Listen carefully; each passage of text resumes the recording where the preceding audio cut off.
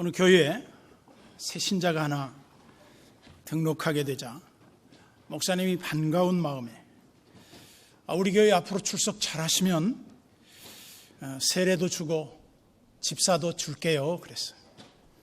그러자 정말로요? 물론이죠. 왜 그 목사가 거짓말을 하겠어요? 이 집사님 알고 보니까 이 성도는 집을 사준다는 말로 알아들었어요. 집이 없는 사람인데 집 사준다 그러니까 집을 사준다? 좋아. 그러면 내가 열심히 나와야지. 그래서 열심히 교회를 나왔는데 정말 이분이 이제 세례도 받고 집을 사게 됐어요. 그리고 나중에 이제 깨달았죠. 집 사준다는 말이 집을 사준다는 말이 아니라 집사로 임명해준다는 직분의 얘기구나. 그래서 목사님한테 나중에 부끄러운 고백을 한 거예요. 목사님 사시는 저는 목사님이 집 사준다는 말에 제가 열심히 교회 나갔는데 정말 제가 교회를 열심히 나가다 보니까 하나님 앞에 복을 받게 됐습니다. 우리가 하나님의 나라, 이 교회라고 하는 이 공동체는 매우 특이한 공동체입니다. 뭐가 그렇게 특이하냐면 이 교회라고 하는 공동체 속에 우리가 들어와서 어떻게 하느냐에 따라서 하나님의 보상이 다 달라요. 하나님이 각 사람에게 나눠질 상이 내게 있어 그 사람이 행한 대로 갚아주실 것이다. 여러분, 예수를 잘 믿고 신앙생활을 잘 하다가 기적을 체험하는 사람들이 적지 않습니다. 반면에 예수를 믿는 것도 아니고 안 믿는 것도 아니고 한마디로 예수를 정말 너무나도 신실하게 믿지 못하는 신앙생활을 하는 사람들이 또 적지 않은 것이 현실이에요. 주님은 우리에게 천국을 설명해 주시면서 천국을 이해시키고자 했습니다. 구원받은 하나님의 백성들은 뭐 하는 사람들이냐? 하나님의 밭에서 하나님을 위해서 일하는 일꾼이라는 거예요. 그래서 예수님의 여러 가지 비유 속에 보면 예수님은 때로는 우리를 청직이라고 말씀해요. 때로는 우리에게 하나님의 집에 초대받은 손님이라고 얘기를 해요. 또 때로는 주님이 우리를 너는 내 아들이라, 하나님의 특별한 소유라고 말을 해요. 그러면 이 다 몇 가지를 종합해 보면 무슨 의미를 담고 있느냐? 구원받은 하나님의 백성들은 천국 갈 때까지 우리가 하나님의 밭에서 일도 하지만 때로는 축제를 통해서 잔치를 하고 또 때로는 거기에서 손님으로 하나님으로부터 엄청난 선물도 받고 많은 것을 누려요. 그런데 출발선상은 똑같지만 도착하는 것은 전혀 다른 결과가 나와요. 막 먼저 뛰어간다고 해서 그 사람이 일찍 도착하는 게 아니에요. 이 사람이 늦게 뛴다고 해서 꼴찌하는 것도 아니에요. 하나님 나라의 이 신비의 법칙은 우리의 생각과 개념을 훨씬 뛰어넘습니다. 왜 우리가 이런 일을 겪게 될까? 거기에 대한 확고한 답이 필요해요. 하나님은 우리로 하여금 자기 자녀들을 늘 격려하시고 사랑하시지만 그 사랑하는 자들이 기대에 미치지 못할 때에는 징계를 해요. 매를 드셔요. 제가 우리 아이를 키울 때 생각을 해보니까 다양한 방법을 시도했던 것 같아요.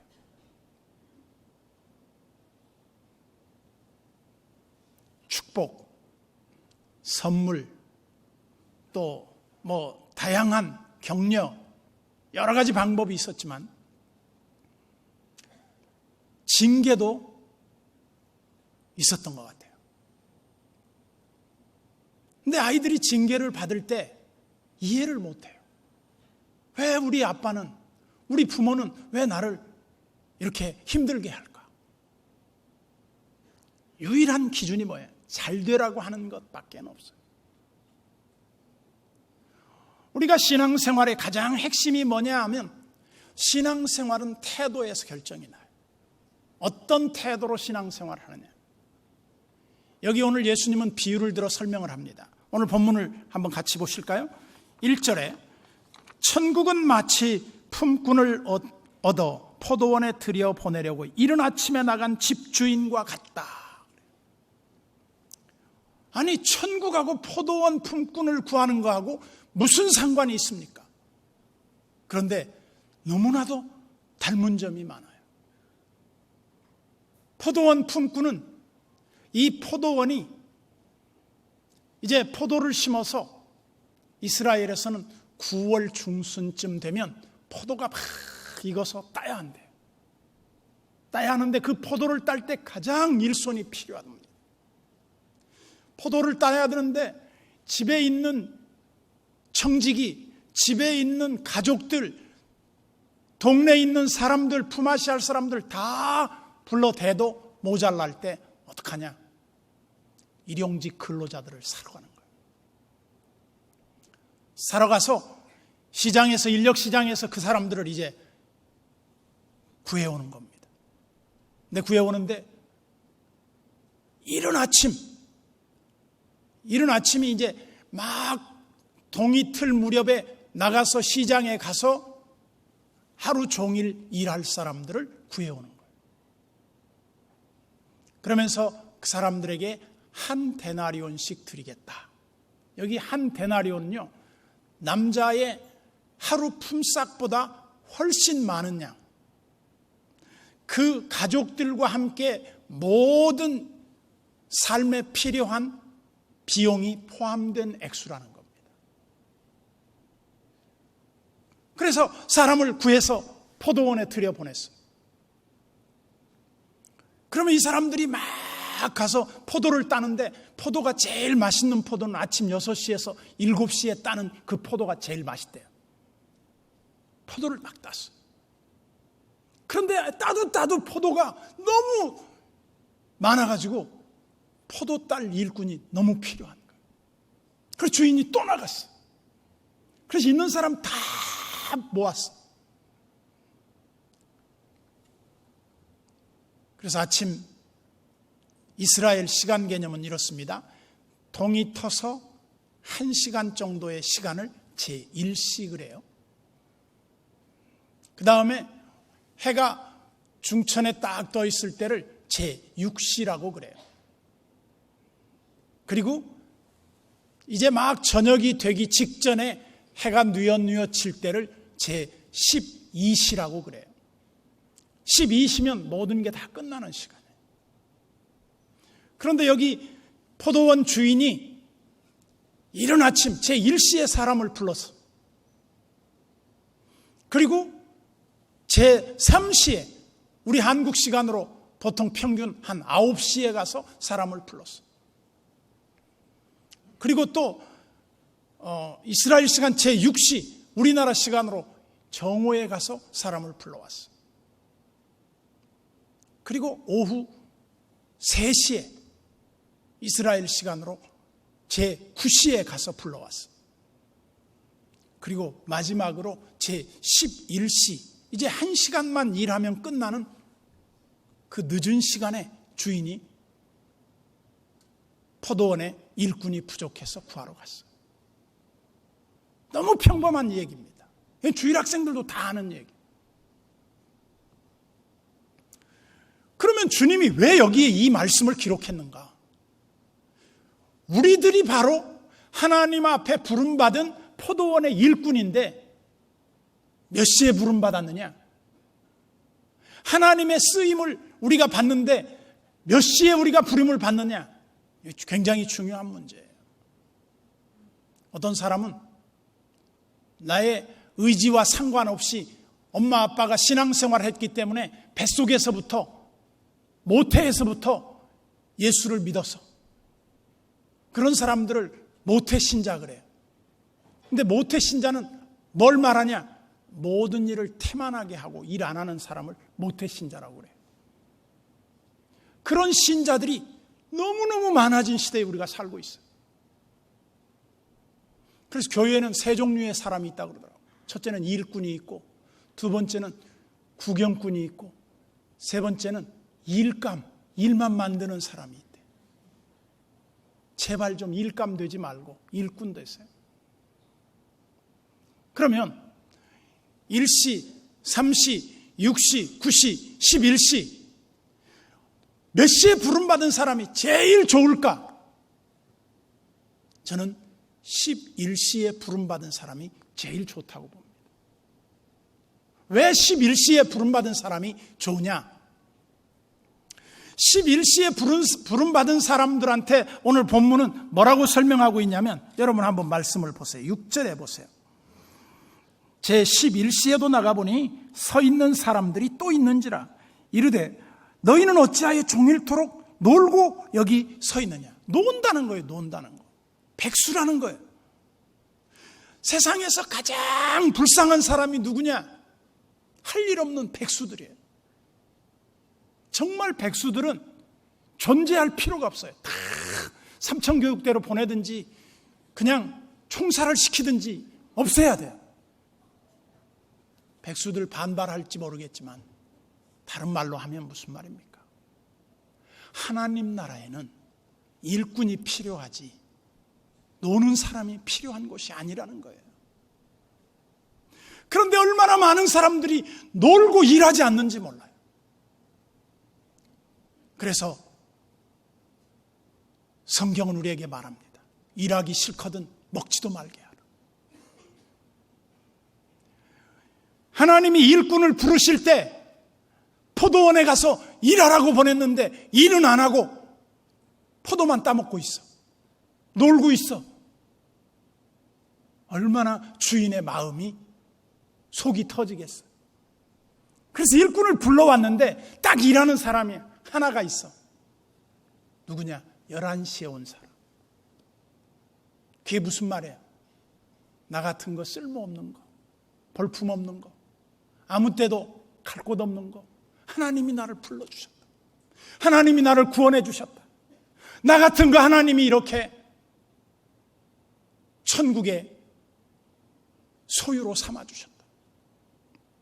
이 은혜가 감사해서 그 사람은 가만히 있을 수가 없어. 그래서 가서 막 열심히 일을 했어. 주인이 그것을 본 겁니다. 그래서 그 주인이 그 11시에 온 사람을 불러서 기뻐서 그 사람에게 한 데나리온을 줬어. 이 말은 그 사람이 일한 것보다 10곱절도 더 넘게 하나님이 보상해 주셨다는 말이에요. 그래서 우리가 하나님 앞에 신앙생활하는데 우리가 부름받은 시간의 문제가 아니라 하나님 앞에 어떤 마음으로 일에 임하느냐의 태도가 중요하단 말이에요. 그래서 제가 우리 교회 성가대 중에 제일로 칭찬받을 성가대가 어디냐면 호산나 성가대. 이제 나이가 70이 넘으신 대부분의 어른들이 성가대를 해. 그분들은요 실력으로 안 되니까 몸으로 때우는 거예요. 목요일 날 나와서 하죠. 주일날도 새벽부터 나와요. 밥도 안 드시고 나와요. 열심히 하는 거야. 악보를 보는 게 아니라 가사를 외우는 거예요. 콩나물을 잘 몰라요. 여러분 여기 성가대 어른들 있지만 내가 통계를 다 빼보면 거의 비슷할 거예요. 제일로 일찍 나오는 사람이 어떤 사람들이에요? 노래 못하는 사람들, 비전공자들. 제일 늦게 나오는 사람은 전공한 사람들, 성악한 사람. 한 번 맞춰보면 아니까. 너희들 열심히 해. 난 한 번만 맞춰보면 돼. 그런 사고를 갖고 있는 사람이 바로 모태신자다. 그 사람들이 제1시에 나온 사람. 그렇게 일해갖고는 절대 하나님이 감동을 받을 수가 없어요. 우리도 하나님 앞에 감동을 받고 싶지만 하나님도 우리를 통해서 감동과 영광을 받고 싶어요. 야, 어쩌면 넌 그렇게 예수를 잘 믿냐? 넌 어쩌면 그렇게 여름에 얼음 냉수처럼 나를 시원케 해주냐? 이런 사람이 있는가 하면 난 너를 정말 참다 이제 더 이상 꼴을 못 보겠다. 내가 너를 처단해야 되겠다. 사형 선고를 내릴 사람이 있을 거예요. 그래서 하나님이 은혜로 그냥 확 뽑아버릴까 하다가 주님이 그냥 은혜로 이런 사람들이 적지 않다는 거예요. 오늘 우리는 우리가 맡은 일에 어떤 태도로 일하느냐에 따라서 우리가 몇 시에 부름받았느냐가 결정이 돼요.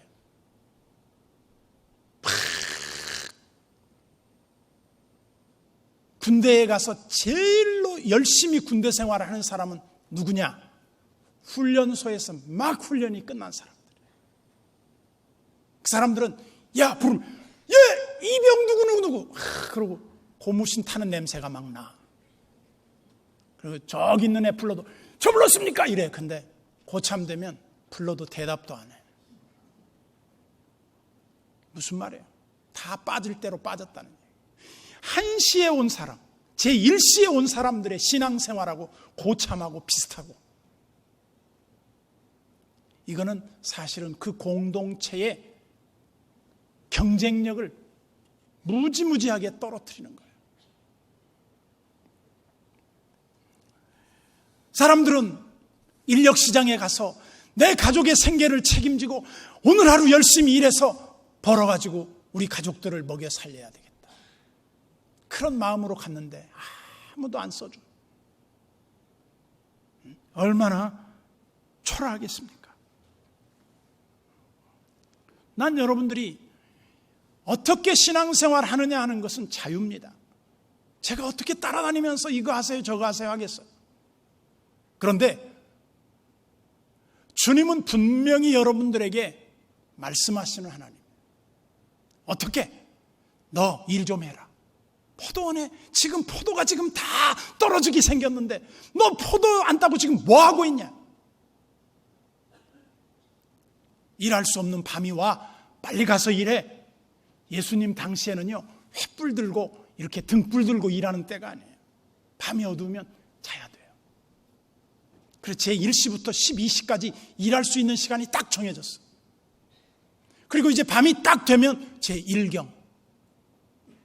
그래서 저녁 7시 경쯤 되면 제1경. 그 다음에 조금 더 깜깜해지기 시작하면 2경. 조금 더 깜깜해지고 사람들이 이제 더 이상 등불도 들고 다니지 않으면 한 3경.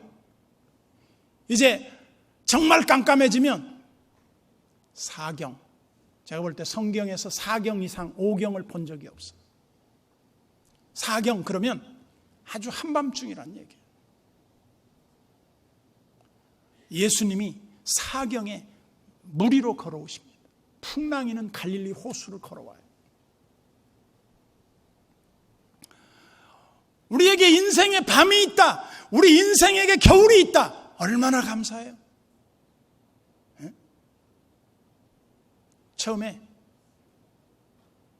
꿀벌을 이 추운 지방에서 호주로 가지고 갔대. 그랬더니 이 꿀벌들이 호주에 도착하자마자 얼마나 열심히 꿀을 준비하는지 막 얘들이 거의 사람으로 말하면 녹초가 될 정도로 꿀을 열심히 따오는 거예요. 그런데 겨울이 안 와. 호주에는 겨울이 안 와. 그러니까 나중에 한 1, 2년 지나니까 벌들이 꿀을 안 따러 다녀. 그냥 꿀만 먹고 다녀. 꿀이 필요 없다는 걸 알아. 겨울이 없는 호주, 겨울이 없는 인생, 열심히 안 살아요. 세계를 돌아보세요. 더운 나라 지방 사람들이 발전하고 잘 사는 나라가 싱가포르 외에 거의 없어요. 겨울이 없어, 겨울이. 우리는 인생에 겨울이 있어요. 반드시 겨울이 와요. 일할 수 없는 밤이 와요. 그래서 저는 여러분과 제가 어떻게 주님을 섬겨야 할 것인가? 시편 90편 10절에 보면 우리의 연수가 70이요 강건하면 80이라도 그 연수의 자랑은 수고와 슬픔뿐이요 신속히 가니 우리가 날아가나이다. 어떻게 날아가요? 화살이 날아가듯이 날아가는 거예요. 시편 128편 2절에 보면 내가 내 손이 수고한 대로 먹을 것이라 내가 복되고 형통하리로다. 언제? 하나님의 집에서 일할 때. 일하지 않는 사람에겐요 뭐 축복해야 할 이유가 없어요.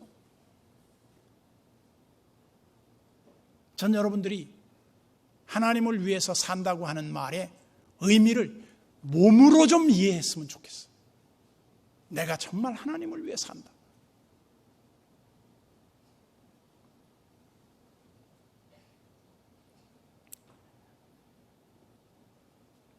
주님은 왜 이 포도원의 비유를 통해서 우리에게 이런 말씀을 하실까?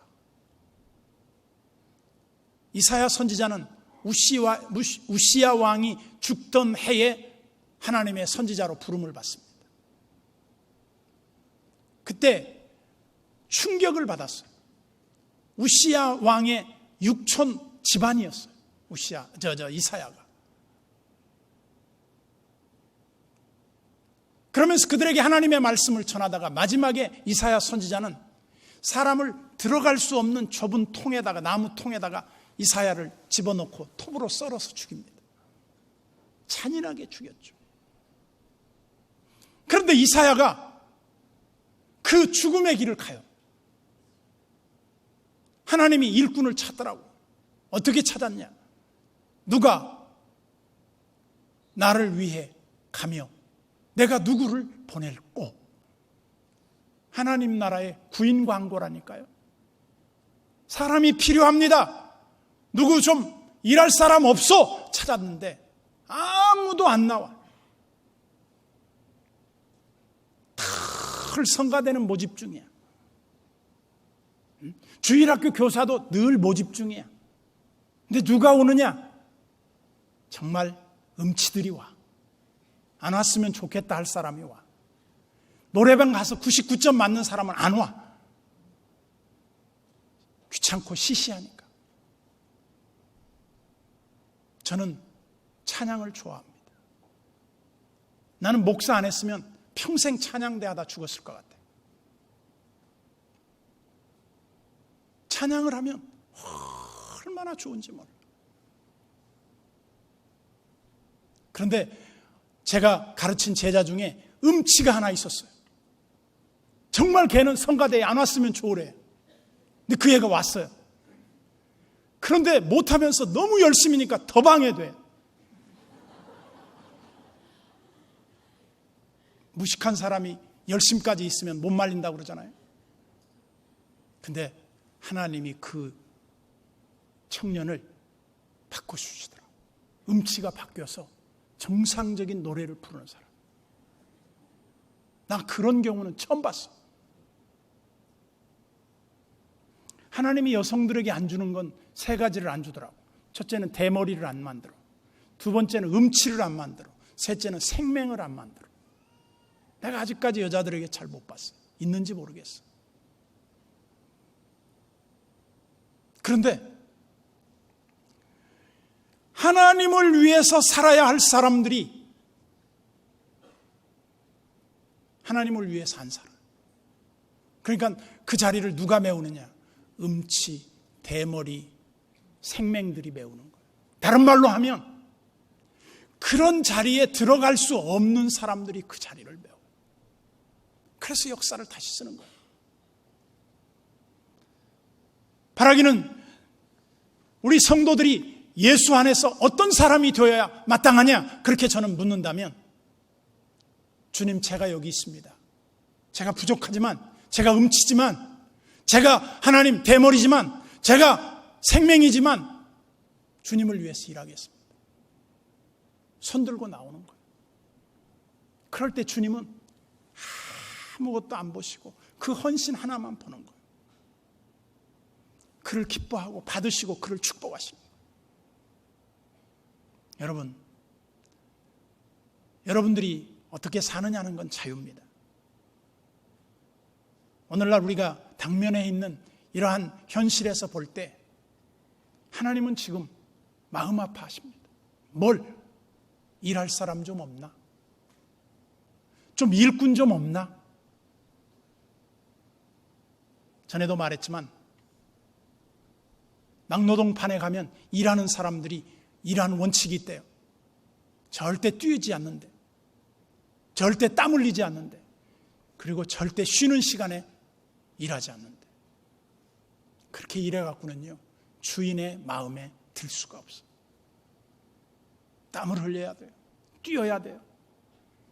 그리고 쉬는 시간에도 쉬지 못하고 일해야 돼요. 그때 하나님께서 우리에게 주실 상이 있어요. 무슨 상?